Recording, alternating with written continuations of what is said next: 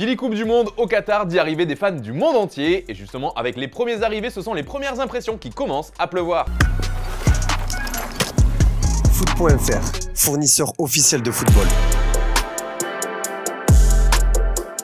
Bonjour à toutes et à tous et bienvenue dans ce nouveau JT Foot Mercato. Alors que la Coupe du Monde commence dans quelques jours à peine, l'organisation sur place fait de plus en plus réagir sur plusieurs sujets. Il y a d'abord eu les images de ces vrais faux supporters qui ont beaucoup fait parler un peu partout en Europe. Beaucoup de journalistes sur place ont été troublés et ont discuté avec ces fans déjà présents en nombre. Tous ont démenti être payés pour porter les couleurs de tel ou tel pays, de même que le Qatar de manière officielle. Mais certains médias, notamment en Angleterre, affirment que ces personnes sont bien rémunérées pour supporter un pays. Autre nouvelle pas très bien accueillie, en particulier chez nos voisins anglais, ce sont les fameuses fan rooms, ces tentes faites pour accueillir des supporters le temps d'une ou plusieurs nuits et dont les conditions n'ont pas vraiment fait rêver outre-Manche, c'est le moins qu'on puisse dire. D'ailleurs aujourd'hui c'est un autre dossier qui fait jaser les fan zones et ce sont encore nos amis anglais qui ont dégainé les premiers. The Daily Telegraph a noté dès l'arrivée des premiers fans quelques retards au niveau des travaux. Sur place, la FIFA a créé une fan zone officielle, le FIFA Fan Festival. À l'origine, ce genre d'espace est gratuit, mais cette fois, ce sera payant. Il faudra donc débourser un peu d'argent pour profiter d'un minimum de confort. Et pour ceux qui en voudront plus, il faudra débourser un maximum. Par exemple, le forfait le plus cher, le Legacy Lounge Plus, coûte pas moins de 1100 €. C'est ce qu'on peut lire dans les colonnes du Daily Telegraph. Ce forfait premium qui n'est valable qu'une journée comprend également un billet pour assister à un match dans un stade. Il existe des offres moins chères à partir de 430 € par personne, qui sont simplement des forfaits d'hospitalité pour regarder des matchs dans les festivals de fans. Bref, vous l'aurez compris, l'accès à cette fan zone va coûter cher, mais au moins il y aura de l'ombre et des endroits où la température est plus fraîche. Et pour ceux qui n'y seront pas, eh bien la solution est toute simple pour Gerdin Lindout, responsable du marketing et de la promotion de la FIFA. Il fait vraiment chaud, mais il y a suffisamment de zones où il y a de l'ombre et nous avons suffisamment de boissons rafraîchissantes, donc je ne vois pas de problème là-bas. Les gens doivent utiliser leur esprit logique et s'habiller en fonction. Portez vos shorts, portez quelque chose de léger et buvez des boissons rafraîchissantes.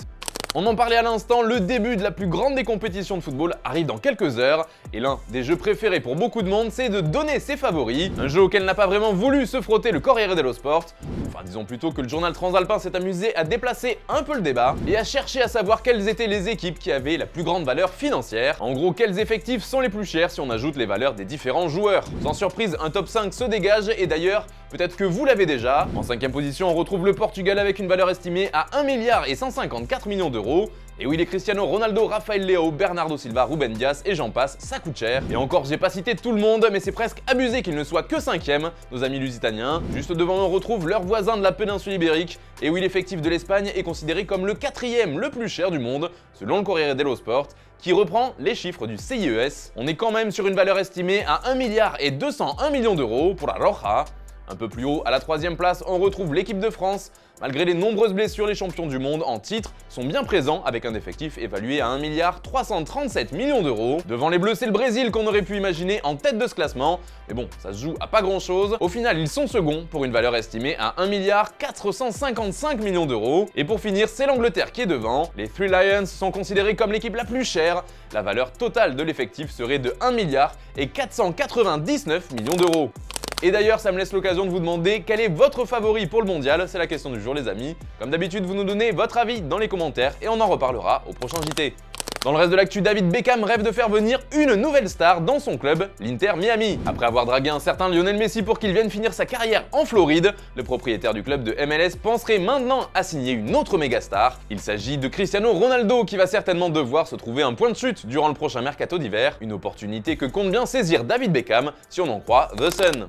On revient maintenant sur la polémique Pogba avec une nouvelle personne qui n'avait pas encore évoqué cette affaire, et pour le coup elle est directement concernée, c'est la mère de Paul et Mathias, Yeo Moriba. Jusqu'ici elle avait gardé le silence mais elle a finalement donné sa version des faits à l'occasion de la sortie de son autobiographie. On m'a dit de la rajouter, au début je ne voulais pas, c'était difficile, et puis le livre était déjà fait, mais cet épisode est arrivé, c'est très difficile d'en parler. Mathias est tombé dans un piège, il a été manipulé, braqué par des personnes qui étaient proches de nous, on s'est senti trahis, ce sont de gros requins.